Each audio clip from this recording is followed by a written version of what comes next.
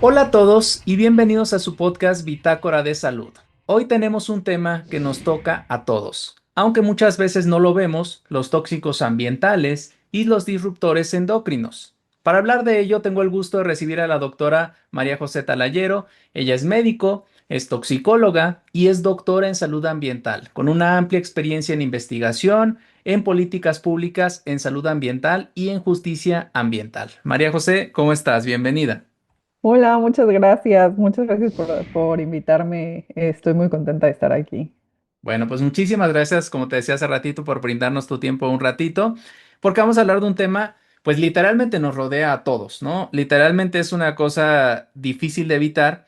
Antes que nada, me gustaría que nos explicaras un poquito, ¿no? Porque la toxicología es una rama como que no hay tanto contacto de la mayoría de las personas, incluso de los médicos, me atrevería a decir con ella. Entonces, me gustaría que nos hablaras un poquito qué es la toxicología, pero también qué te llevó a ti a involucrarte un poco más en este campo.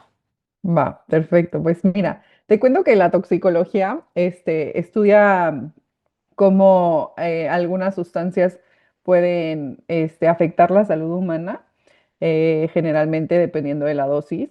Y hay dos ramas muy importantes de la toxicología. La toxicología clínica, que es la que están en los hospitales, generalmente en las salas de urgencia, donde ven a los pacientes que están intoxicados agudamente. Es decir, que se acaban de exponer a algo y que inmediatamente tuvieron efectos a la salud y están tratando esa parte de la toxicología. Pero también existe la toxicología ambiental, que es a la que yo me dedico, donde generalmente lo que hacemos es mucha investigación y muchos programas de salud pública más enfocados hacia la exposición crónica a estas sustancias que pueden ser tóxicas para el ser humano. Y la verdad es que es una gran pregunta de cómo llegué aquí. Creo que regresa, o sea, como mirando atrás, la verdad es que no existe un momento en el que dije, voy a ser toxicóloga, la verdad. Siempre me gustó mucho la toxicología clínica, pero la verdad es que yo no me veía en una sala de urgencias porque mi personalidad pues no es muy de sala de urgencias, pero siempre me llamó mucho la atención. Yo creo que acabé en este camino porque muchas veces los doctores, cuando pasa una enfermedad, muchos pacientes nos preguntan, pero ¿por qué pasó? O sea, ¿por qué me dio esto? ¿Por qué yo sí estoy enfermo y la persona de al lado de mí no? Y muchas veces no tenemos esa respuesta. Y tendemos a decir que la razón de esa enfermedad es idiopático. E idiopático, eso significa que pues no sabemos qué es, qué causó esa enfermedad. Y la verdad es que esta palabra para mí siempre fue muy frustrante. Entonces, como que buscando opciones de carrera fuera de lo que se hace en medicina, de las residencias, de las especialidades, pues me encontré con esta rama de la toxicología que me pareció súper interesante y que tenía muchas de las respuestas que yo estaba buscando. Entonces, así fue como acabé haciendo una maestría en toxicología y me gustó tanto que acabé haciendo el doctorado en salud ambiental. Bueno, y entrando un poquito en materia, me gustaría que nos definieras como qué es la salud ambiental. Hubo un término que yo escuché cuando estuve como en la inauguración de la maestría, que era la salud planetaria, y me llamó mucho la atención porque yo nunca lo había pensado de esa manera, ¿no? Como que es otro organismo que también tiene sus enfermedades o tiene sus puntos de dolor que también se tienen que tratar. Entonces, ¿qué es la salud ambiental? ¿Y cuál es el papel que tiene la toxicología para entender cómo es que ciertas cosas que nos rodean pues pueden impactar nuestra salud? Claro, pues mira, la salud ambiental viene de esta parte donde somos, los seres humanos vivimos en un medio ambiente, siempre, y siempre ese medio ambiente va a influenciar nuestra salud, aunque no nos demos cuenta o aunque a lo mejor no es algo que tengamos tan identificado. Entonces, la salud ambiental va a estudiar eso, cómo el medio ambiente puede impactar la salud del ser humano. Y tiene muchísimas ramas, como dices tú, la salud planetaria, donde hablamos también de cambio climático, donde hablamos de resistencia a antimicrobianos. Y la parte de la toxicología se dedica más hacia estos agentes químicos o físicos que pueden afectar a la salud y están en el medio ambiente. Entonces, tiene muchas ramas la salud ambiental porque también el espacio donde vives, qué tan lleno de naturaleza está o qué tan poca naturaleza hay, todo eso va a influenciar en tu salud, aunque no te estés dando cuenta. Entonces, tiene muchas ramas, pero a la que yo me dedico en específico es a esta parte de la toxicología y más enfocado a los químicos, aunque también hago mucha investigación sobre cambio climático. Bueno, y me gustaría que habláramos un poquito quizás de algunas sustancias en concreto, ¿no? Eh, Cuando hablamos de sustancias químicas, ¿a qué nos referimos y por qué algunas de ellas pueden, pues, representar un problema? O sea, porque se habla de químicos como, no sé, alguien va a consulta, doctor, es que no quiero tomar pastillas porque tienen químicos y me van a hacer daño, entonces yo prefiero algo natural, ¿no? Pero si nos ponemos a pensar, pues muchas de las cosas que están en el ambiente son cosas naturales y el hecho de que sea químico, ¿no? Pues es una categoría un poquito arbitraria para determinar si eso es algo bueno o malo, ¿no? 100%, y creo que eso es algo muy importante que debemos de dejar claro, porque siento que esta rama de la salud a la que me dedico, de la salud pública, últimamente ha cobrado mucha fuerza en redes sociales, está muy de moda, y la verdad es que se ha ido deformando muchísimo lo que sí está científicamente comprobado de lo que no está científicamente comprobado. ¿Por qué? Porque al final es algo que vende. Pero bueno, una sustancia química literal puede ser cualquier materia con una composición química definida. El agua es una sustancia química.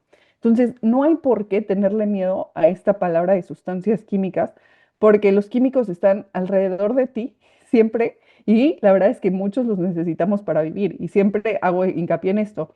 Y la verdad es que con esta moda que se ha hecho en redes sociales sobre cómo los químicos son malos y así, yo siempre digo, hay químicos que necesitas para vivir y la gente siempre se me va encima, pero de verdad, el agua es un químico. Entonces, siempre es muy importante como que tener en cuenta esa parte. Y otra de las cosas es que bueno, es el principio más importante de la toxicología, es que la dosis hace al veneno. Y esto lo dijo Paracelso, que es el padre de la toxicología. Y es un concepto muy viejo y pero muy importante, porque no es lo mismo. El agua puede ser tóxica, si tomas demasiada agua puede llegar a ser tóxica. Entonces, les digo, es muy importante como que tener muy en claro eso, que no hay por qué tenerle miedo a los químicos, porque los químicos, la verdad es que los necesitamos. Y otra cosa muy importante es que también la gente empieza a hablar sobre químicos naturales y químicos sintéticos, pero hay químicos naturales que pueden ser tóxicos. Entonces, lo natural no siempre es lo ideal o lo que no va a lastimar a tu cuerpo. Entonces, creo que ese tipo de cosas es muy importante tenerlas claras cuando hablamos de toxicología y cuando hablamos de químicos y sustancias químicas.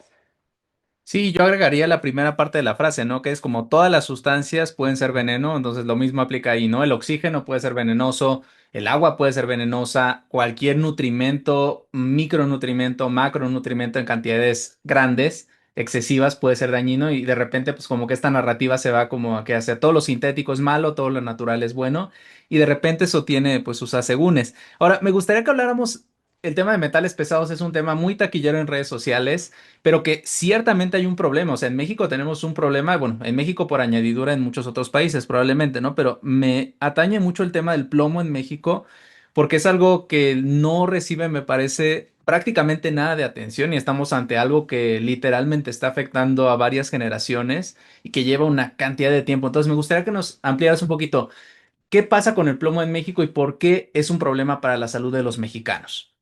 Claro, y plomo es uno de los temas que he estado trabajando más en los últimos años, por lo mismo, porque en México tenemos un problema tan grande. Decimos que tenemos una epidemia de intoxicación por plomo en México, porque la última en Sanud, que es la encuesta nacional de salud y nutrición que hace el Instituto Nacional de Salud Pública, este, cuando han medido plomo se han dado cuenta que alrededor del 17% de los niños menores de 5 años tienen niveles de plomo elevados en sangre. O sea, es casi el 20% de los niños que estamos hablando que están intoxicados por plomo sin saberlo. Y porque la verdad es que yo creo que esta problemática tiene muchísimos factores. Uno de ellos es porque la principal fuente de exposición a plomo en México es el uso de losa de barro vidriada. No me dejarás mentir que no existe mexicano que no consuma alimentos o bebidas en losa de barro vidriada. ¿Por qué? Porque es algo muy cultural y es algo que este, que se usa muy tradicionalmente en México. El problema de la losa de barro vidriada es que se usa un esmalte para que brille, por eso es vidriada, que contiene plomo. Como en México los artesanos usan un proceso muy artesanal y usan hornos abiertos, este plomo que está en el esmalte no alcanza la temperatura necesaria para fundirse suficiente y que se quede como, como fijo en las piezas. Entonces, cuando tú cocinas o guardas alimentos o comes de esas piezas o de esos platos, este plomo se va a la comida o se va al agua y lo acabas ingiriendo tú. Entonces, ese es un problema muy grande porque la verdad es que no te das cuenta de que te estás exponiendo a plomo y y al final este plomo se absorbe en tu cuerpo y se guarda en tus huesos. Entonces, pues la verdad es que es algo muy, muy difícil de diagnosticar porque es una exposición crónica, es decir, no alcanza a niveles suficientemente altos para que dé síntomas en ese momento, entonces no te das cuenta de que te expusiste, son niveles bajos que se van acumulando con el tiempo. Y pues de acuerdo a las investigaciones que hay y a la Organización Mundial de la Salud, no existe una cantidad segura de exposición a plomo. La verdad es que el plomo se parece mucho al calcio. Entonces, como se parece al calcio, tiende a absorber. Entonces, principalmente se considera que el plomo es un neurotóxico. Entonces, va a afectar muchísimo, muchísimo al sistema nervioso, dándonos problemas de comportamiento. Se sabe que reduce este, el IQ, puede tener problemas en el neurodesarrollo en los niños, se pueden volver más agresivos e incluso está asociado a conducta criminal. A largo plazo también se ven afectados a los adultos porque puede causar problemas de fertilidad, puede dar enfermedad renal crónica, que México es el primer país de enfermedad renal crónica en el mundo, tenemos la mayor incidencia, y también puede dar problemas cardiovasculares e infartos, que pues también es la principal causa de mortalidad en México. Entonces, como puedes ver, es un problema muy, muy grave y muy, muy multifactorial por esto que la verdad es que es algo que creemos que es completamente inofensivo usar losa de barro vidriada, cuando en verdad es algo tan importante que debemos de cuidar. Y otra de las cosas por la que es muy importante esto es porque, bueno, yo hablaba con mi abuela porque yo no sabía de esto hasta que empecé a estudiar toxicología y me metí mucho en la investigación. Yo no sabía sobre la losa de barro vidriada y el problema que era. Y pues en mi casa siempre se hacían las fiestas patrias, la Navidad, el Día de Muertos, se usaba la losa de barro tradicional de mi abuela. Y bueno, cuando me enteré, pues obviamente tratando de cambiar toda esta parte de la tradición, mi abuela me decía, es que si yo cocino, por ejemplo, mis romeritos navideños en otra olla, no saben igual. Y tristemente tiene razón, porque el plomo tiene cierto sabor dulce. Entonces, pues sí cambia el sabor de los alimentos. Entonces es algo muy difícil de cambiar porque pues culturalmente estamos usando este tipo de loza de barro y más porque pues, pues tenemos estas creencias y que son reales, que pues cambia el sabor de los alimentos. Entonces, pues te digo, la intoxicación por plomo es un problema súper complicado, pero súper grave. Es como la famosa coquita de vidrio, ¿no? Que sabe diferente en el vidrio. Sí, Este, Liliana. y que sí es real, pero bueno, quizás si la gente supiera como el intercambio que está haciendo entre el sabor y los puntos de coeficiente intelectual, y bueno, no solamente eso, ¿no? Sino el riesgo exacerbado de enfermedad renal crónica, que pues es una cuestión que de por sí ya es un problema de salud pública en México y vamos a tener un problema gravísimo en algún punto, porque obviamente también la gente no sabe, pero la diálisis requiere litros y litros de agua. En algún punto no nos va a alcanzar el agua del mundo para todas las personas que vamos a tener con diálisis, con terapia de sustitución renal, entonces también eso es otro tema. Ahora, y me gustaría que habláramos como más básicamente, ¿qué es esto de metales pesados? ¿Por qué hablamos de metales pesados? ¿Eso implica que hay metales ligeros o qué hace un metal pesado? Y también, típicamente cuando hablamos de algo que es un problema, pensamos en los metales pesados. ¿Qué características tienen que los hacen como mucho más problemáticos quizás para la salud? Bueno, la verdad es que lo que hablamos de metales pesados es que tienen una alta densidad y un alto peso atómico. Entonces, la propiedad química de esos metales, pues es que son muy densos. Entonces, son un grupo de metales que por eso mismo, por ser muy densos, pueden tender a causar problemas en la salud. Yo creo que también es importante hablar no solo del plomo, también del mercurio, porque pues también es un problema importante. El cadmio también puede ser cancerígeno. Existen, o sea, todos estos metales de los que hablamos, el mercurio, el plomo, el cadmio y el arsénico, el cromo también, pueden tener efectos en la salud. Entonces, el plomo, como sí, ya les conté todas los problemas de salud que conlleva la exposición a plomo. El mercurio está también muy relacionado con el plomo porque causa problemas neurológicos.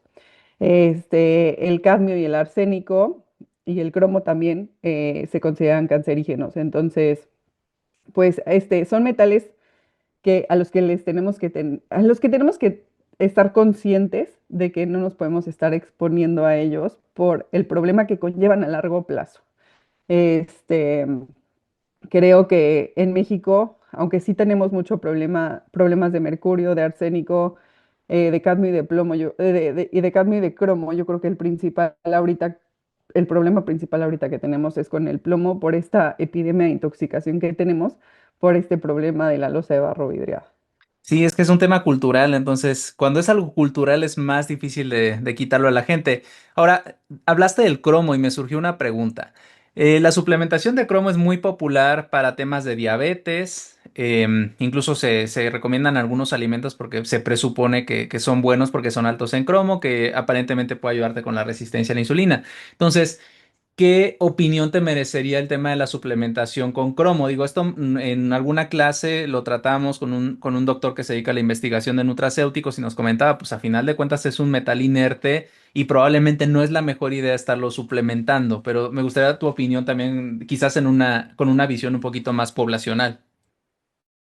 Pues mira, la verdad es que, como sabemos, las sustancias químicas o los metales pueden encontrarse en diferentes formas. El cromo que está asociado a cáncer es el cromo hexavalente.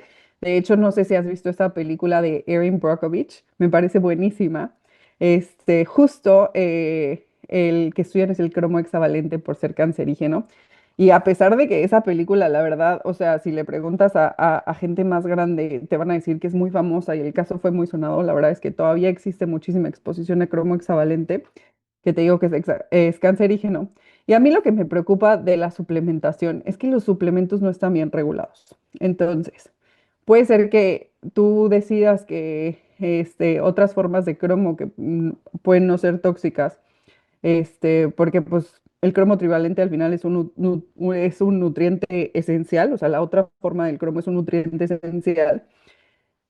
Como no están regulados, nadie te puede decir que el cromo que estás tomando tú por el suplemento es cromo trivalente y no cromo hexavalente. A mí esa es mi preocupación más grande con los suplementos y por eso yo no los recomiendo, sobre todo cuando no sabes de qué laboratorio vienen o qué pureza tienen esos suplementos, porque es algo muy importante que sabemos que muchas veces están contaminados de otras sustancias que pueden generar otros problemas. Ok, oye, y digo, me surgió ahorita otra duda al respecto, creo que es interesante. ¿Hay algunos otros suplementos que quizás tendría la gente? Digo, entiendo que de manera general la regulación de los suplementos es mucho más laxa que la regulación de los farmacéuticos y por eso incluso muchos productos salen como suplemento, ¿no? Suplemento alimenticio, no es un medicamento, ¿no? Pero para la gente, ¿cuáles serían algunos otros suplementos que quizás vale la pena verificar bien la fuente o estar, quizás preguntar una recomendación? Porque uno le pone suplemento de hierro y le salen 50,000 marcas. Entonces, a lo mejor no hablar de marcas, pero sí, ¿cuáles son suplementos que puede haber un mayor riesgo de que tengan alguna contaminación con algo que deja tú si nos ayuda o no, que eso ya es cuestión de debate, si nos puede hacer daño?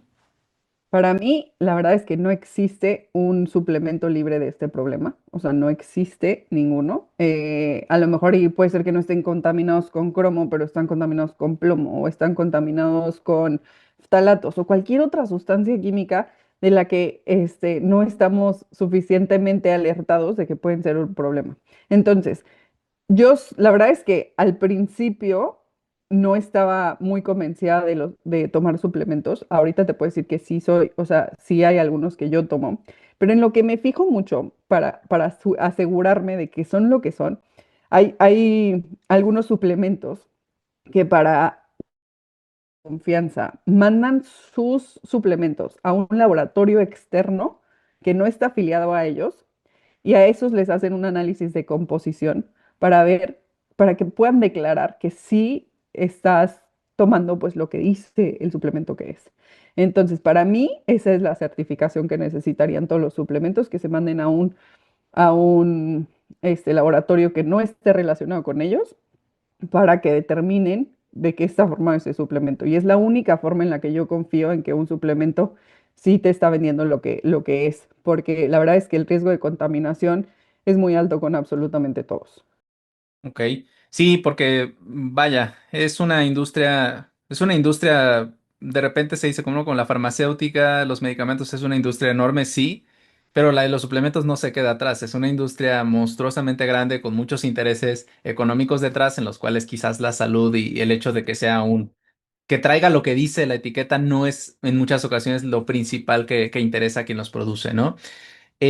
Bueno, me gustaría pasar con los plaguicidas, que también es otro súper tema, ¿no? Es algo a lo que nos exponemos, ¿no? Uno dice, pues voy a comer frutas, voy a comer verduras, es lo más saludable, pero de repente está el tema de, oiga, doctor, pero es que, ¿qué pasa? Es que mejor orgánico, mejor no orgánico. Entonces, me gustaría que nos brindaras un panorama quizás general de los plaguicidas, sus usos y quizás sus riesgos para la salud, y ya después hablar un poquito de, pues, qué podemos hacer si se desintoxica, de repente, no, es que con vinagre, es que con agua nada más, es que con desinfectante de tal. Entonces, ¿qué pasa con los plaguicidas? Pues mira, la verdad también es un tema un poco complicado, porque ¿por qué nacen los plaguicidas? Los plaguicidas nacen para que la agricultura pueda producir más. Y pues es algo en lo que ya dependemos completamente. Este, el problema en sí fue que pues estos plaguicidas nos hemos estado dando cuenta que hay muchos plaguicidas problemáticos que creíamos que por las dosis tan pequeñas de plaguicidas que se quedaban de residuos no eran un problema. Y este es de este, de este principio de la toxicología de que la dosis hace al veneno, porque te estás exponiendo a estos plaguicidas en muchísimas fuentes. O sea, no es la manzana que te comiste, es la manzana que te comiste y el jugo y la comida que te preparaste. Todo, todo, todo al final se van acumulando estas sustancias en el cuerpo. Entonces, tu dosis no es la de no es la del residuo que quedó en la manzana, es la de todo lo que te comiste en el día, más lo que te expusiste a lo mejor porque entraste a tu casa con zapatos y están contaminados con plaguicidas de la calle, o lo que respiraste en la contaminación, ¿sabes? Entonces, pues ahí entra un poco es como este debate con el principio de la dosis hacia el veneno, que aunque sigue siendo real, pues hay consideraciones que se tienen que tener. Entonces, pues los residuos de plaguicidas en la comida pues se han visto que pueden tener efectos a la salud. Son mínimos, sí van a ser dosis muy chicas, pero sí hay plaguicidas muy tener efectos a la salud. Otra de las cosas muy importantes de los plaguicidas es la gente que vive cerca de campos de agricultura, la gente que se dedica a la agricultura. Ellos están muchísimo más expuestos a estos plaguicidas y es un problema mucho más importante para ellos, donde también debería de la ley proteger a estas personas, ¿sabes? Que si existen plaguicidas tan problemáticos, ¿por qué no reemplazarlos por otros? Y digo, es un tema de política muy complicado, pero en lo que nos concierne a nosotros, también regresando a esto que yo decía al principio, de que lo natural no siempre está libre de efectos a la salud. Los plaguicidas naturales, que son los que se usan en la agricultura orgánica, no siempre están libres de efectos a la salud. Y eso es algo que tenemos que tener también muy en mente cuando pensamos sobre productos orgánicos. Este, la verdad es que para mí ha sido un debate esta parte de orgánico, no orgánico, porque pues también la agricultura orgánica usa mucho plástico, o sea, como que también tiene muchos desechos que pueden ser problemáticos.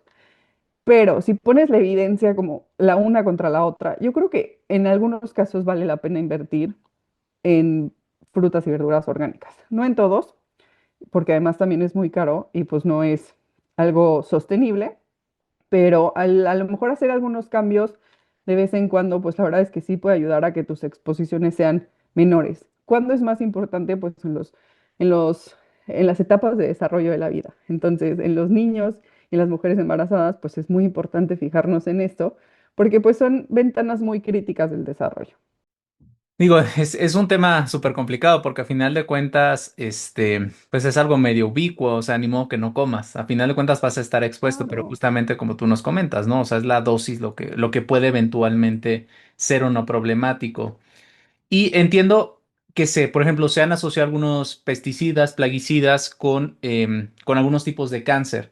¿Cuáles son algunos otros desenlaces de salud, por ejemplo, que se pueden asociar? Y que entiendo entonces que serían principalmente para personas que trabajen con esos plaguicidas en oposición a personas que a lo mejor los consumimos a través de los alimentos. Sí, pero al final te digo, como que estas ventanas del desarrollo son muy importantes porque pues, te digo, nos estamos exponiendo por muchas fuentes. Los diferentes plaguicidas sí creo que ahorita es muy famoso el caso del cáncer por el glifosato, que ahorita está muy debatido en México, pero existen otros plaguicidas altamente peligrosos que se siguen comercializando y usando en México, que pueden generar problemas neurológicos, que pueden generar problemas cardiovasculares, que también pueden generar la enfermedad renal crónica. Entonces, si te fijas, la epidemia de enfermedades crónicas que tenemos, pues aunado a las exposiciones químicas, pues como que empiezas a dar cuenta de que existe un patrón, porque la ciencia que hemos estado haciendo para decidir que alguna sustancia química es nociva o no, pues no ha sido suficiente y ahorita nos está alcanzando ese problema. Entonces, pues nos empezamos a fijar en esto. Pero sí, o sea, mayormente se asocian a enfermedades crónicas. Entonces, pues si tienes alguna enfermedad crónica, también enfermedades autoinmunes, pues creo que también ahí es un poco también importante cuidar este tipo de cosas en la alimentación. Ok, sí, de hecho apenas salió un estudio, no sé si fue este mes o fue el mes pasado, no tiene mucho, acerca de que hay un mayor riesgo de presentar Parkinson en personas que viven cerca de campos de golf. Pues, y Sí. justamente me parece que tienen la relación con esto, ¿no? Con plaguicidas. Sí, justo ahorita se está haciendo mucho en enfermedades neurodegenerativas y plaguicidas. Justo ese estudio que mencionas es sobre la exposición a plaguicidas por el agua. Entonces, es algo que a lo mejor y no estabas considerando. O sea, ya compraste toda tu comida orgánica, pero el agua que llega a tu casa está llena de plaguicidas y pues así te vas a exponer.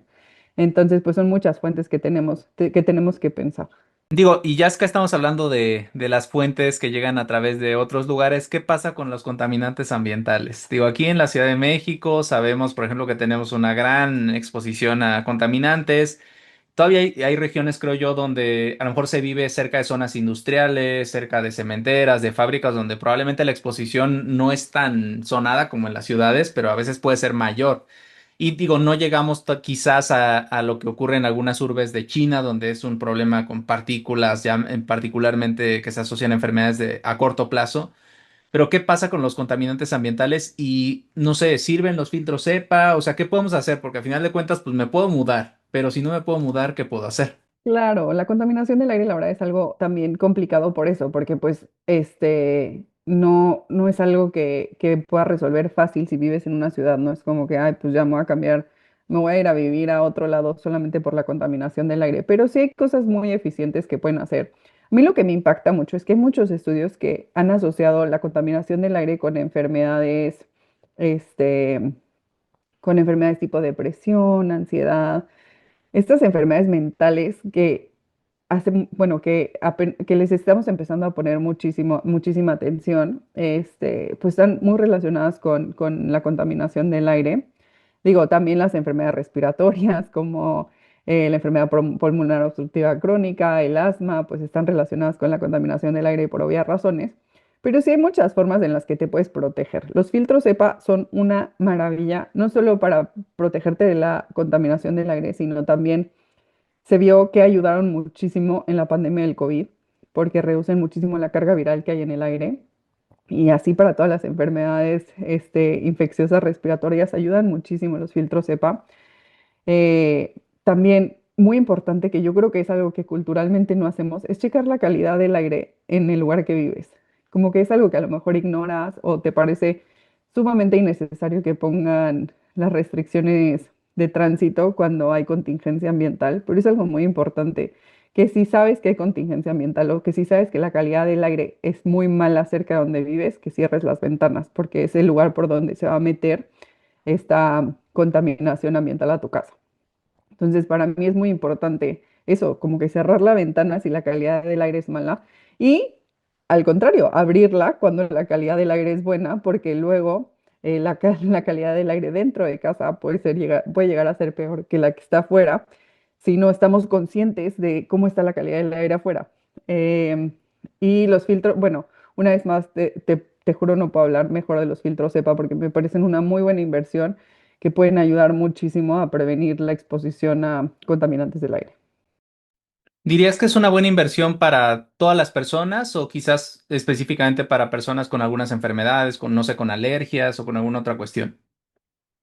Sí es mucha mejor inversión para alguien que tiene estos problemas respiratorios o de alergias o otra vez enfermedades autoinmunes o hasta migrañas, ¿sabes? O sea, sí es mejor inversión para ellos, pero yo creo que si está en tus posibilidades hacerlo, es mucho más importante que tengas un filtro EPA en tu casa a que estés comprando frutas y verduras orgánicas.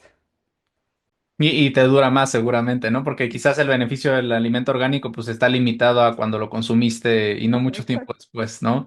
Ok, a ver, vamos a entrar en un tema un poco más complicado, ¿no? Hay una frase que dice que lo único seguro en esta vida son los impuestos y la muerte, ¿no? Y yo agregaría que son los microplásticos como una tercera de estas certezas. Entonces, primero que nada, ¿qué pasa con los disruptores endocrinos? ¿Qué es un disruptor endocrino? ¿Y cómo se relaciona esto quizás con los microplásticos que seguramente todas las personas ya habrán escuchado, que están en todos los órganos, que están presentes, por ejemplo, una persona con hígado graso, pues ya le encontraron microplásticos en el hígado. Una persona con enfermedad renal crónica ya encontraron microplásticos en el riñón, ¿no? De repente, pues, ¿qué tanto es real esto? Pero digo de manera específica, ¿qué son y qué efectos tienen en la salud? Ok, bueno, pues los disruptores endocrinos van a ser cualquier sustancia capaz de afectar cómo funciona tu sistema endocrino. Entonces, a lo mejor es una sustancia que va a hacer que bloquee tus células y no puedan secretar hormonas. O tal vez puede ser una sustancia que imita a tus hormonas y le dice a tu cuerpo que están presentes cuando no están presentes. Entonces, pueden ser muchos mecanismos por lo que una sustancia se considera disruptor endocrino, pero al final es eso, que tienen la capacidad de interferir con el funcionamiento normal de tu sistema endocrino. Entonces, pues, están tan, o sea, se habla mucho de disruptores endocrinos y plásticos, porque muchos de los químicos que se usan para hacer los plásticos se consideran disruptores endocrinos. ¿Por qué? Porque son derivados del petróleo y muchas de esas moléculas derivadas del petróleo se parecen a las hormonas de nuestro cuerpo y al final por eso acaban cambiando cómo funciona nuestro sistema endocrino. Este, Creo que se habla mucho también en redes sociales de disruptores endocrinos. Creo que le dan un papel más importante al que sabemos que tienen, porque esto es muy importante. La verdad es que la investigación va mucho más atrás de lo que creemos. La verdad es que apenas estamos tratando de hacer estudios sobre el impacto verdadero que tienen los disruptores endocrinos. Creo que hay cosas muy probadas desde hace mucho tiempo, como el bisfenol A, el BPA, que se ha asociado con obesidad. O sea, hay químicos en específico que sí se han probado por mucho tiempo que se consideran disruptores endocrinos, pero yo creo que todavía nos falta y estamos yendo hacia allá. Creo que ahorita se está haciendo mucha investigación en este ámbito. eh, pero sí creo que en redes sociales el tema de disruptores endocrinos ha hecho más ruido del que sabemos que tienen hasta ahorita con evidencia científica clara. Sí sabemos que va a ser, que o sí esperamos que sea un problema más grande de lo que creemos que es, pero por ahora tenemos muchísimas incógnitas, muchísimas cosas que no sabemos. Entonces, estos estudios en los que estamos viendo ahorita muchos de microplásticos en el útero y microplásticos en la leche materna y microplásticos, es porque apenas nos estamos enfocando, la investigación se está enfocando en entender cuáles son los efectos de estos microplásticos en la salud. Y por ahora lo que sabemos es que el problema de los microplásticos en el cuerpo es que liberan estos disruptores endocrinos directamente en los tejidos, haciendo que seas mucho más, que tu riesgo sea mucho más alto para enfermedades crónico-degenerativas. Este, Desde obesidad hasta eh, enfermedades tiroideas, muchas de estas enfermedades que sabemos que están relacionadas con el funcionamiento normal de nuestras hormonas. Entonces, sí sabemos que son un problema, pero te digo, todavía la investigación no llega tan lejos como creemos y como nos gustaría. ¿Y qué estrategias recomendarías tú? O sea, Digo, entiendo que hay incertidumbre, ¿no? En el caso del BPA, pues comprarte cosas que no sean que digan BPA free, ¿no?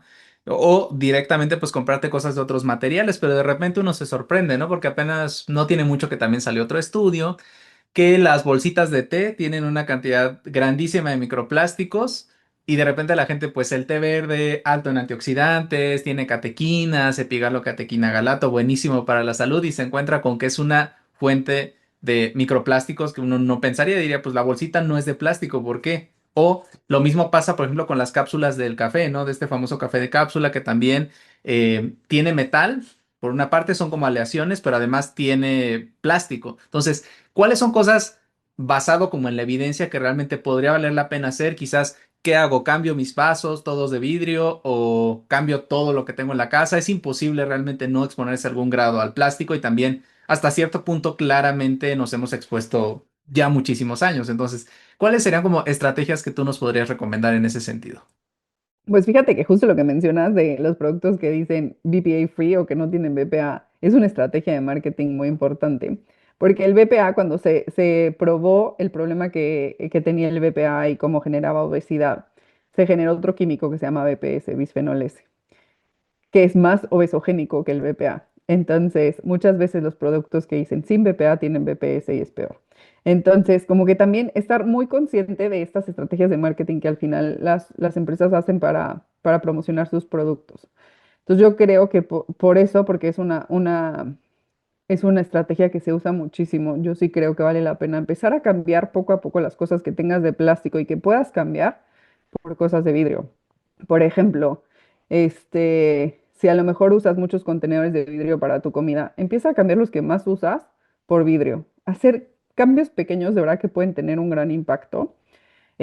Una de las principales fuentes de exposición a microplásticos también es la contaminación del aire de la casa. Entonces, ese filtro EPA que no solamente filtra los contaminantes fuera de tu casa, también está filtrando los microplásticos. Entonces, creo que eso es muy importante. Otra de las fuentes muy importantes es el agua. Yo sí recomiendo ampliamente el uso de filtros de agua, en específico los de ósmosis inversa, porque esos son los que van a filtrar la mayor cantidad de contaminantes.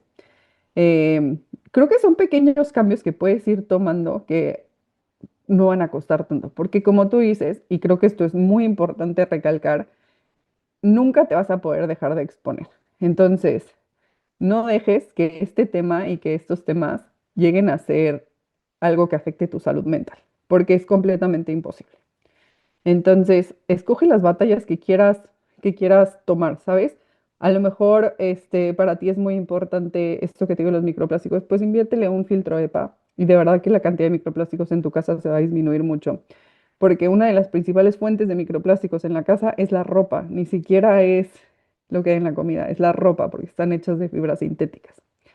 Entonces, ayuda muchísimo que estés aspirando y que estés limpiando tu casa lo más que puedas porque se acumulan los microplásticos en el polvo y los estás respirando todo el tiempo.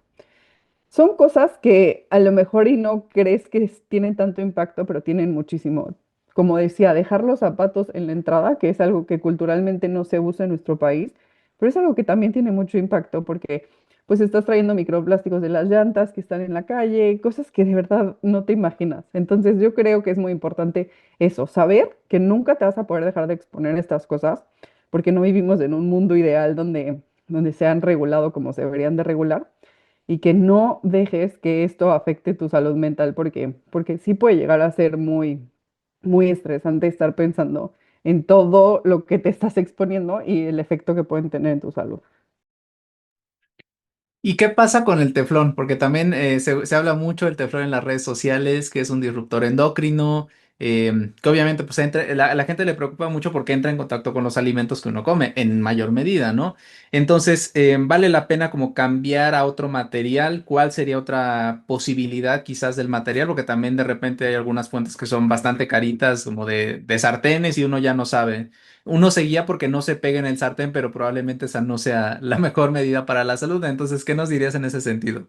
Claro, y al final el teflón nace por eso, para hacer la vida más fácil de la gente, ¿no? Entonces, ya no tienes que limpiar tanto los sartenes porque ya no se pegan las cosas y por eso nace el teflón. Creo que es muy importante hablar de estos químicos, se llaman PFAS, PFAS, es una familia de químicos que como el teflón hay muchísimos. Muchos se encuentran en los plásticos, muchos se encuentran en los muebles, en las telas, todas esas telas o chamarras que pueden tener la gente que no se mojan o que son sí, o sea, que se protegen contra los líquidos. Esas generalmente tienen teflón. Pero sí, yo creo que sí es muy importante hablar de esto porque sí los sartenes de teflón cuando cocinas, independientemente de si están dañados o no, sí va a haber muchas moléculas de teflón que terminan en tu comida y el teflón se ha asociado a cáncer. Entonces, creo que también es una buena inversión cambiar tus sartenes. Pero aquí es otra cosa. O sea, a lo mejor y tienes, no sé, te gusta mucho cocinar y tienes tres, cuatro sartenes en tu casa, pues no tienes que cambiar todos o sea, en un momento, ¿sabes? Porque pues nadie puede, bueno, bueno, habrá gente que sí lo pueda hacer. Yo no puedo cambiar todos mis sartenes de un jalón porque pues es mucho dinero y es mucha inversión. Entonces, cambia el que más uses. ¿Y por qué materiales lo cambio? Pues mira, hay diferentes materiales que pueden funcionar, como el hierro fundido y como a mí me gusta mucho el acero inoxidable. Creo que a veces también recomiendo los de cerámica, pero el problema de los de cerámica es que pues ya las estrategias de marketing de las compañías se están yendo hacia allá. Entonces, hay muchos de cerámica antiadherentes que sabemos que ya tienen estos químicos, estos PFAS y el teflón. Entonces, la verdad es que no me convencen tanto, pero si te quieres ir por algo seguro, o acero inoxidable o hierro fundido, y otra cosa, no te tienes que ir por el más caro, ¿sabes? Porque hay acero inoxidable de 50 capas, o como que luego son muy específicos, o acero quirúrgico. La verdad es que no es necesario tanto, este, con que sea de tres capas, con que la estés comprando en algún lugar, o sea, no en el mercado. ¿Por qué? Porque en el mercado a veces venden sartenes que en vez de ser de acero inoxidable son de aluminio y esos pueden tener plomo. Entonces, como de tiendas del comercio formal. Entonces, en el supermercado, en tiendas de autoservicio, generalmente tienden más a tener este tipo de productos donde puedas ver la caja, quién lo hizo, el material que dice que tiene. Eso es muy importante, pero yo creo que sí vale la pena ir cambiando los sartenes por este problema de pues el teflón y sus propiedades cancerígenas. ¿Hay algún otro disruptor endocrino que sea como relevante, más allá de los que ya comentamos? Están también, por ejemplo, los parabenos, no sé, o que tú consideres más importante que la gente conozca también. Sí, para mí hay dos muy importantes. Los parabenos, que se usan como conservadores generalmente en productos de cuidado personal, en el champú, en las cremas, en todos estos productos que la gente tiene en el baño, ahí están los parabenos, que literal se usan como conservadores para que puedan durar más tiempo en las tiendas de autoservicio y pues al final les genere más dinero a las empresas. Estos se han probado, estos también son unos que tienen mucho estudio sobre el problema de disrupción endocrina que tienen y se han asociado con cáncer de mama. Y ya gracias a Dios, ya muchísimos productos han salido sin parabenos. Entonces, literal, es fijarte en los ingredientes y que no contengan la palabra parabeno. Eso, muy fácil. El otro grupo de químicos de los que me gustaría hablar de estos disruptores endocrinos son los talatos, así con F, talatos. Los talatos también son un grupo de disruptores endocrinos que se usan mucho en las fragancias. Cuando un producto de cuidado personal dice que tiene fragancia, por cómo está hecha la ley, no tienen que declarar qué químicos componen esa fragancia. Entonces, muchas veces las empresas esconden ahí muchos químicos disruptores endocrinos como losftalatos. Entonces, la verdad es que siento que hay mucha gente que sí depende de que sus productos tengan una fragancia o un olor bonito, pero es algo que ¿por qué no reducirlo? A lo mejor que no todos tus productos tengan un olor bonito. Si es algo muy importante para ti, que el shampoo huela bien, bueno, pues entonces busca que la crema no tenga fragancia o que los otros productos que uses no tengan fragancias. Te digo, no es hacer un cambio de día a noche, de ya no voy a comprar ninguno que tenga fragancia, porque si es algo muy importante para ti, pues entonces deja uno que sí lo tenga. Pero creo que también es importante pues mencionar esto, que pues muchos de estos disruptores endocrinos se encuentran ocultos en estas fragancias, que además sabemos que pues, las fragancias pueden ser muy irritantes, que si tienes problemas dermatológicos suelen exacerbarlos.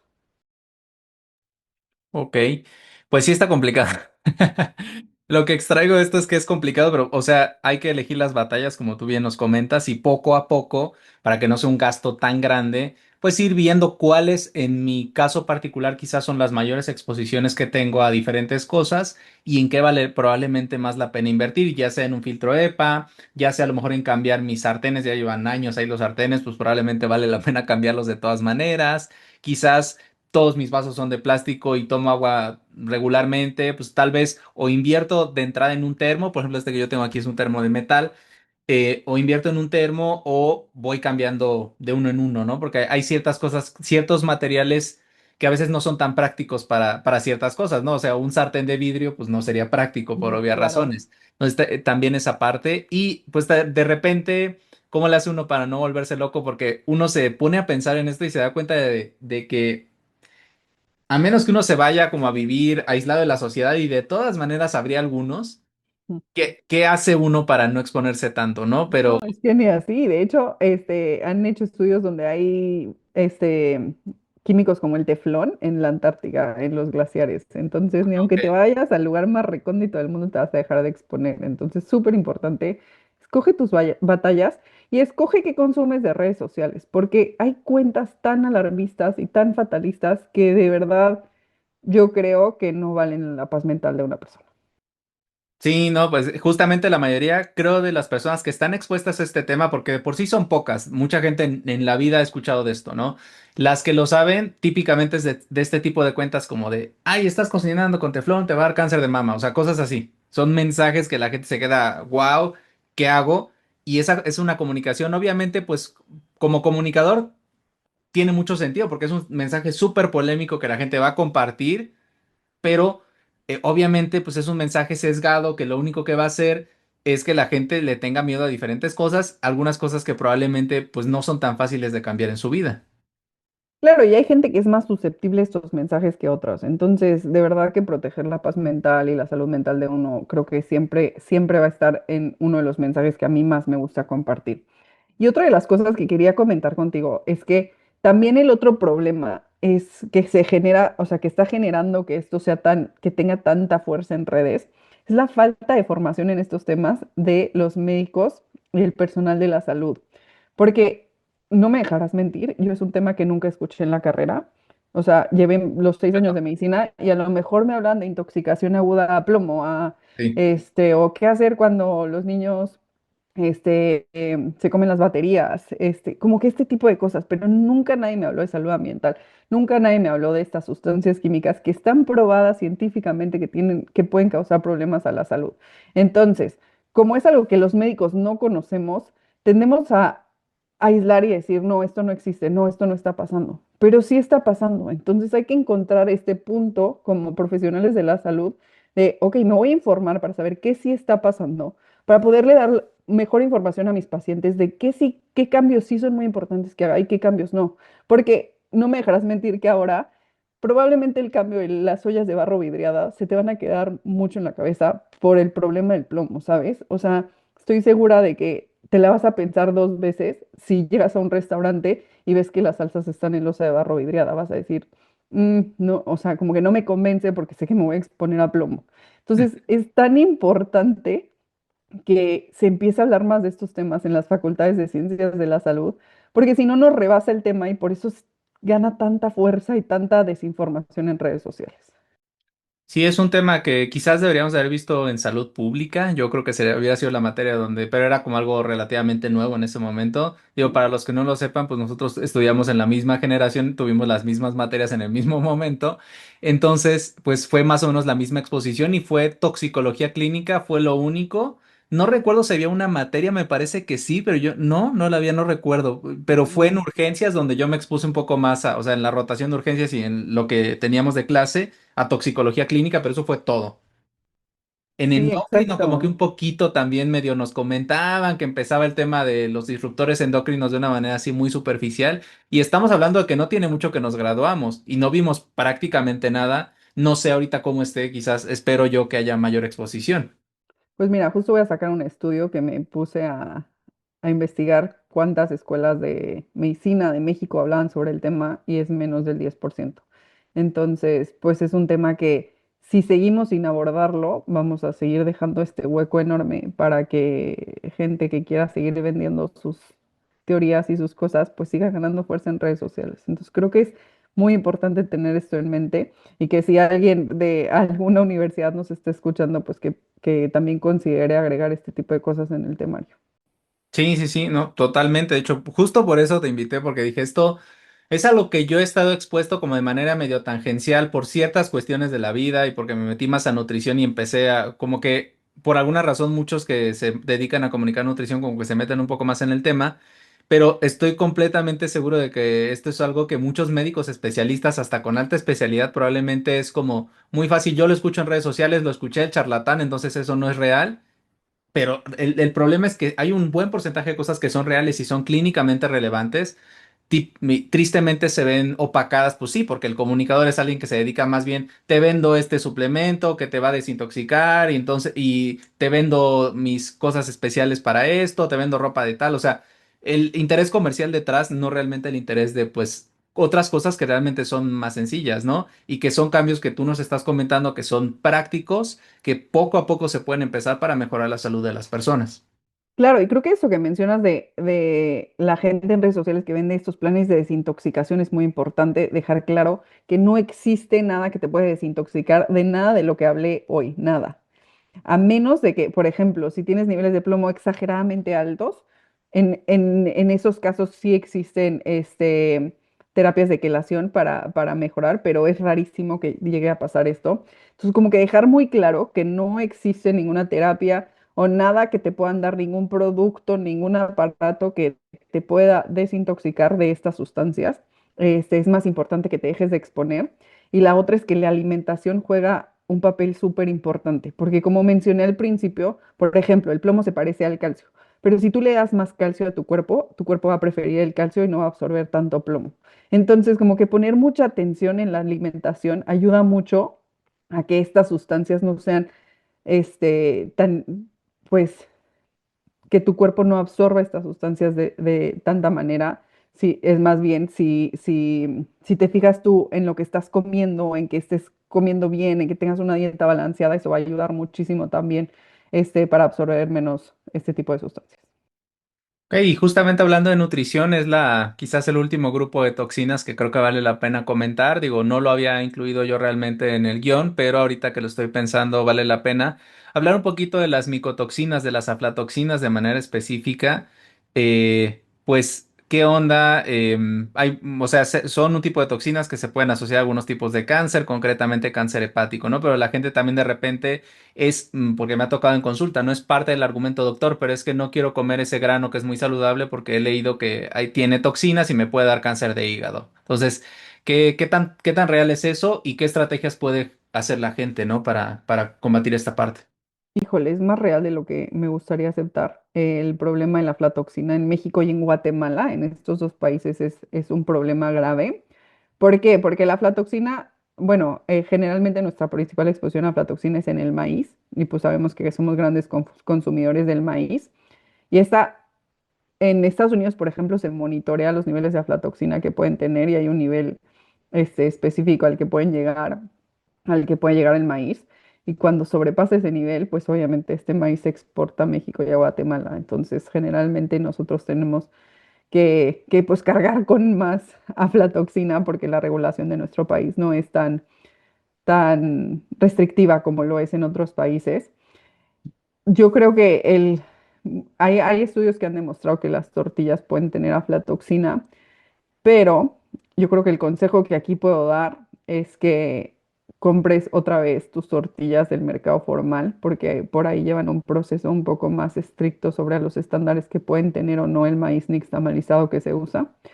Pero también es un problema no solo de salud pública, también un problema regulatorio grave porque no le estamos poniendo suficiente atención a la aflatoxina.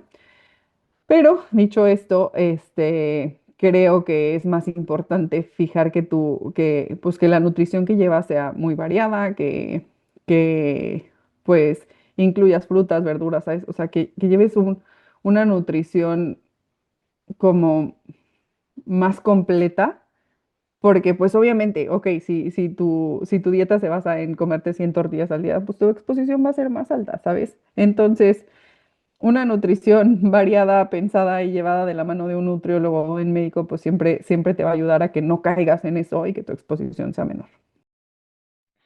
Sí, sí, yo siempre les digo, la tortilla es una maravilla, pero de repente el problema es la fuente de estas tortillas, que a veces ya ni tiene tanta harina, ya ni tiene proceso tradicional, y entonces pasó de ser un cereal integral a ser un alimento pues más casi cercano a un ultraprocesado, de repente que no es tan bueno para la salud, y justamente yo les digo, pues no es lo mismo comerse medio kilo de tortillas al día que comerte dos o tres tortillas.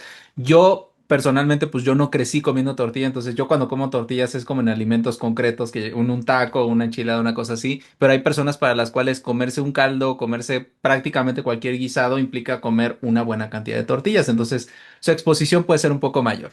Hace ratito nos comentabas que hay algunas poblaciones que están un poquito más vulnerables a esta exposición o que valdría la pena ponerles más atención. Nos hablaste un poco de las mujeres embarazadas. Quizás por ahí también pueden entrar obviamente los niños, justamente lo que nos exponías del plomo y del neurodesarrollo.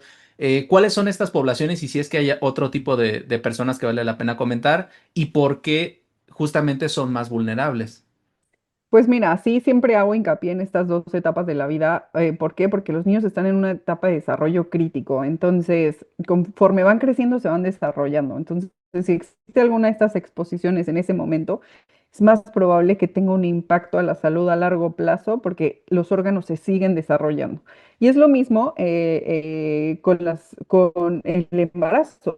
¿Por qué? Porque por ejemplo, las primeras semanas donde se está dando toda la formación de los órganos, si tú o incrementas el riesgo de que ese bebé tenga alguna malformación o algún problema de salud. Entonces, siempre tener mucho cuidado con estas dos etapas de la vida, pero también como que es importante mencionar que siempre hay gente que va a estar más expuesta a estas sustancias. Entonces, si tú vives en una zona industrial, probablemente la contaminación del aire va a ser más alta, la contaminación del agua puede ser más alta. Entonces, como tener más cuidado con lo que te expones para que no se vayan acumulando estas dosis. Yo creo que eso es también muy importante.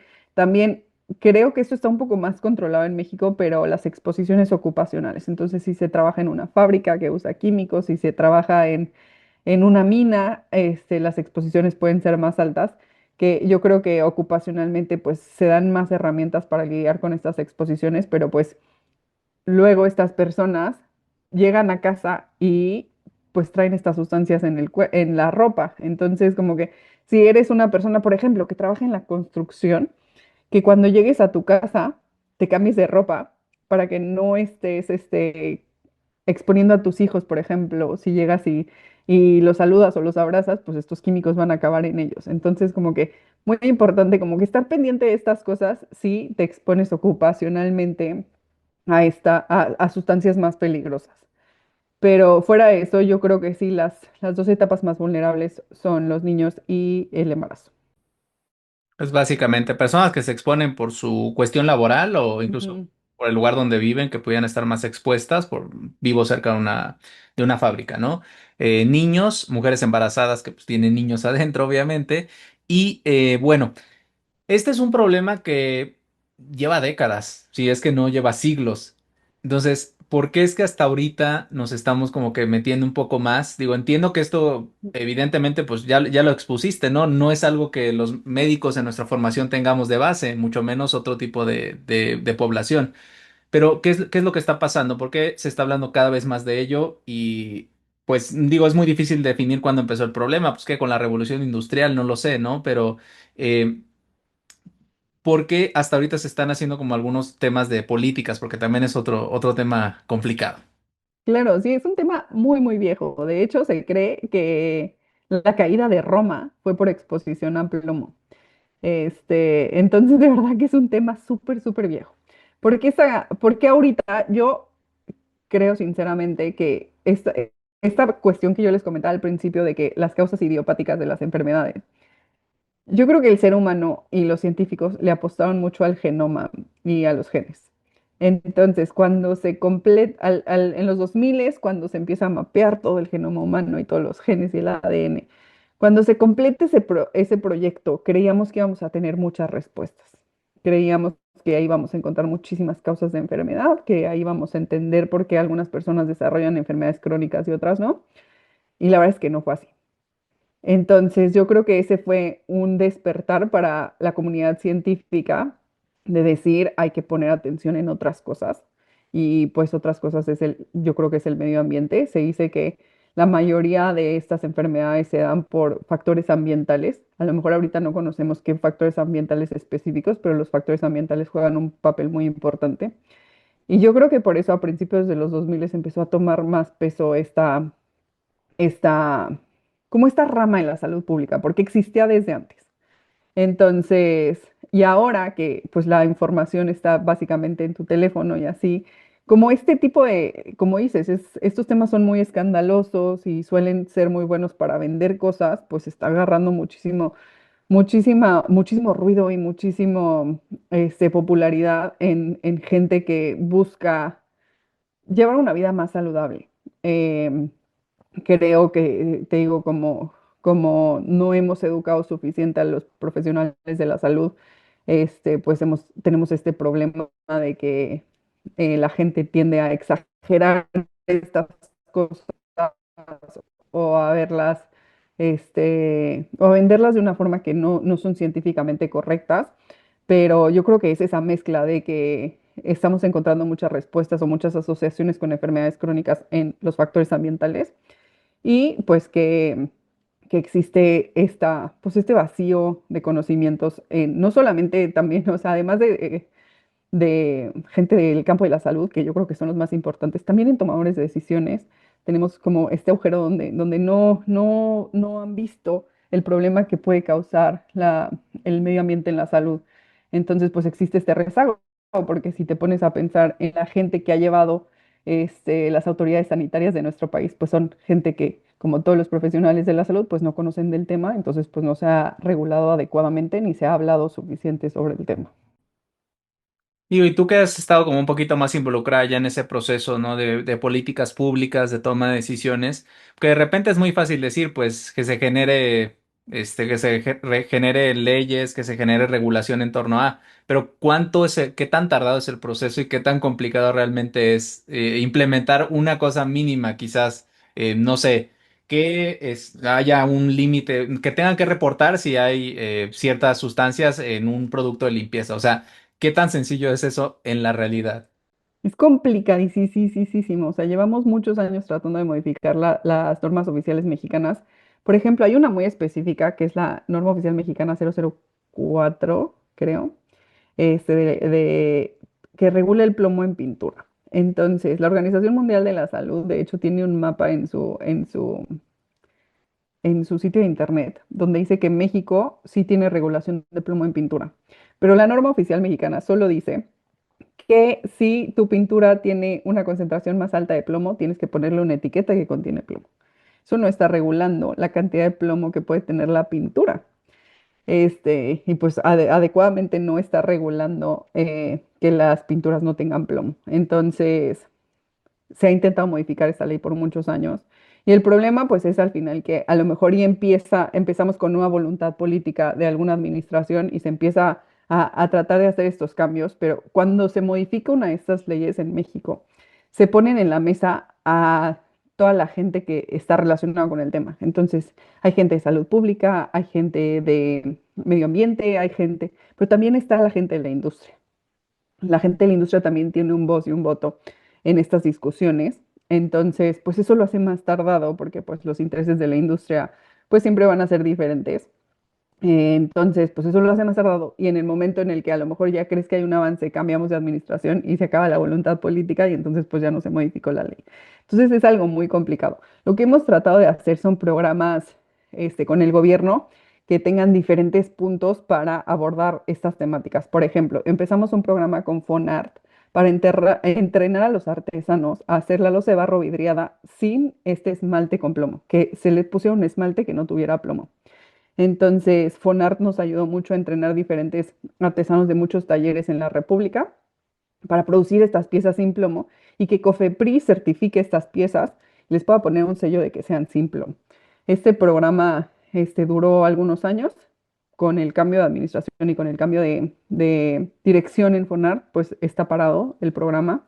Entonces, pues te digo, o sea, no solamente son las leyes las que toman trabajo y las que cuestan trabajo impulsar, sino también otros programas que el gobierno pues está tratando de facilitar, pues también se paran con estos cambios.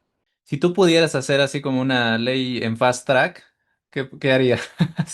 Co- Yo sé que a lo mejor, bueno, ¿cuáles tres leyes? A lo mejor una es muy difícil de escoger y seguramente tres también se queda corto, pero hablando del país específicamente, ¿cuáles serían algunas prioridades en temas de salud que tú dirías vale la pena? Ojalá y esto le llegue a alguien que le pueda interesar y tenga la capacidad de tomar decisiones. ¿Qué se podría hacer? Pues mira, hemos estado tratando de impulsar una ley general de sustancias químicas donde se regulen todos estos procesos y todas estas sustancias de cómo entran al mercado y cómo son monitoreadas y cómo se distribuyen en la República. Esta ley general de sustancias químicas creo que regularía todas este tipo de cosas, también los plaguicidas. Entonces creo que una ley que aborde todas las sustancias, o sea, no todas las sustancias, pero sí como estos procesos y estas legalidades ayudaría muchísimo. Si pudiera impulsar una ley, yo creo que esa sería, pero también las del plomo, y ahorita estamos trabajando en dos, en la 199. La NOM 199 habla de los niveles de plomo en sangre. Entonces, como te dije al principio, la Organización Mundial de la Salud dice que no hay nivel de plomo en sangre que sea seguro. Y actualmente el nivel de plomo en sangre en México como límite se establece como 5 microgramos por decilitro. Este, ya sabemos que esos 5, que aunque un niño esté a menos de 5 gramos, o a cualquier persona esté a menos de 5 microgramos por decilitro, por ejemplo, tenga 3, eso no está libre de que vaya a tener efectos a la salud. Entonces, lo que estamos tratando es de reducir ese nivel de plomo en sangre a menos de 1 microgramo por decilitro para que se puedan implementar programas de acción preventivos para que la gente se deje exponer. Entonces, esa es otra de las leyes que estamos tratando de impulsar y la que te comenté de plomo en pintura. ¿Y no existe un estudio que sea como el promedio del plomo del mexicano, así como existe de la hemoglobina de glicosilada en México, me parece que es como 7% el promedio? Así, si tú agarras un mexicano y sumaras la hemoglobina de todos y lo dividieras entre los 130 millones más menos, te salía como de 7. ¿Existe algo así para el plomo? Pues tristemente el único estudio que existe a nivel poblacional es la ENSANUD, que solo midió plomo en sangre de menores de 5 años, de niños entre 1 y 4 años. Y lo que encontró son diferentes niveles de plomo en sangre en diferentes estados. Por ejemplo, en Puebla, el 50% de los niños entre 1 y 4 años tienen niveles más altos de 5 microgramos por decilitro. Entonces, ese es como el estudio poblacional que existe ahorita, pero no existe un programa de biomonitoreo o de vigilancia epidemiológica para poder entender cómo se distribuye las concentraciones de plomo en sangre. Creemos que son altas, creemos que estamos por arriba de los 5, pero no existe porque o sea, no existe este programa de biomonitoreo impulsado por el gobierno y no existen los fondos para hacer un programa de esa forma. Bueno, pues mucho trabajo que hacer. Eh, Demasiado. a ver. Ya para la gente que está en casa, ¿qué recomendaciones prácticas tú les pudieras dar para reducir su exposición, como agrupando todo lo que hemos estado hablando, pero para que la gente se lleve este mensaje a casa? ¿Cuáles serían algunas recomendaciones de su día a día, cambios que pueda hacer para reducir su exposición a tóxicos ambientales? Ok, el primero, y creo que ya lo mencioné varias veces, es dejar los zapatos en la puerta de la entrada. No hay por qué estar contaminando tu casa con plaguicidas, con metales pesados, con microplásticos, por todas las cosas que pisas en el día. Entonces, algo muy simple que no te cuesta literal 0 pesos. Dejar los zapatos en la entrada ayuda muchísimo, muchísimo.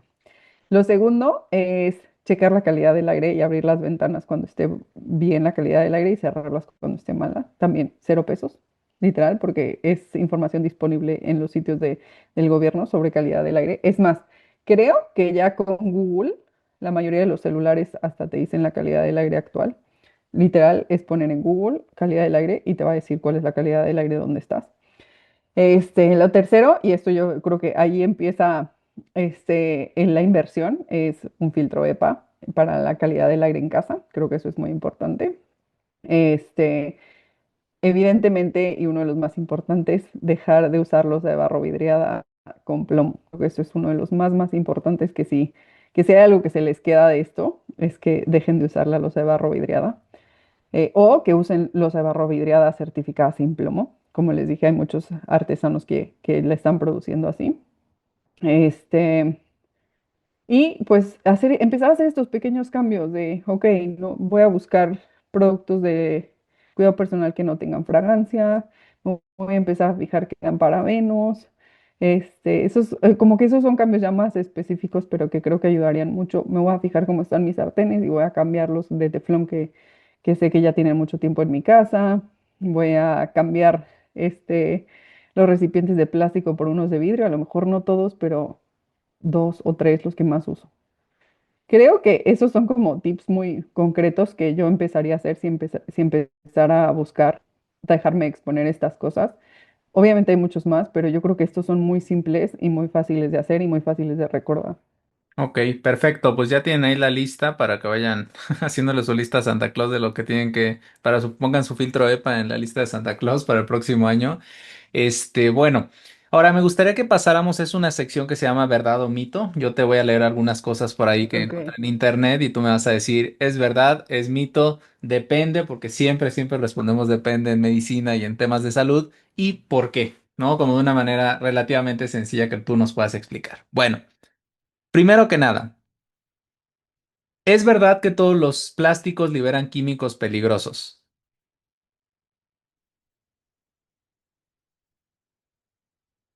Híjole, no quiero decir depende, pero depende. Me voy a ir por verdad. La verdad es que yo actualmente no conozco un plástico que no tenga alguno de estos químicos derivados del petróleo. Plásticos, plásticos. Ujú. O sea, plástico, básicamente evitar el plástico. Sí. ¿Has escuchado acerca de esto de la docena sucia? No sé si qué tan te has escuchado acerca de, son como ciertos alimentos que se dice que son como los más sucios de plaguicidas y demás. ¿Qué tan real es esto? ¿Esto es verdad? ¿Es mito? ¿Más o menos? Más o menos. Esta lista la produce una organización no gubernamental que de hecho está basada aquí en Washington, que se llama el Environmental Working Group, el grupo de trabajo de medio ambiente. Ellos lo que hacen es con las listas que saca el gobierno de los residuos de plaguicidas que tienen las frutas y las verduras, pues sacan como los más contaminados y los menos contaminados de plaguicidas. Y con eso te hacen una recomendación de cuáles son los más contaminados para que los compres orgánicos y los menos contaminados para que esos los puedes comprar normales. Creo que es una buena guía, no voy a decir que no, pero también creo que esta organización que me encanta, creo que hace un buen trabajo, suele pecar un poco de exagerado. Entonces, aunque sí les confío o sea, sí confío hasta cierto punto su lista y creo que es una buena guía como te menciono, tampoco creo que los debemos considerar como la única verdad. Ok. Digo, para quien tenga curiosidad, los 12, yo encontré esta, pero esta es medio antigua, es del 2018. Habla de las fresas, las espinacas, las mandarinas, las manzanas, los duraznos, las peras, las cerezas, las uvas, el apio, tomate, chile dulce, chile picante y papa.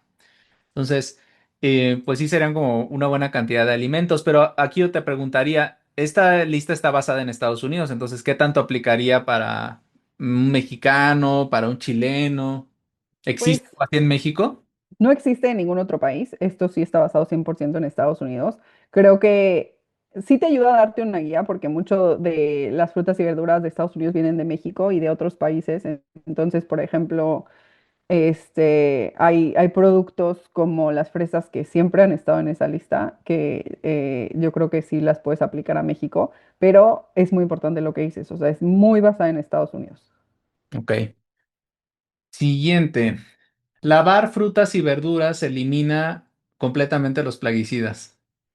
Falsísimo. Y cada vez veo más publicaciones en redes sociales de, ay, ponles bicarbonato o ponles vinagre. Vinagre. Eh, Muy importante que hasta la propia agua ayuda a eliminar plaguicidas de la superficie de las frutas y de las verduras, pero muchos de los plaguicidas y los residuos de los plaguicidas están dentro de la fruta y de la verdura de lo que te comes. Entonces, no existe por ahora ninguna forma de lavarlas o de tratar de quitarle los plaguicidas que sea efectiva.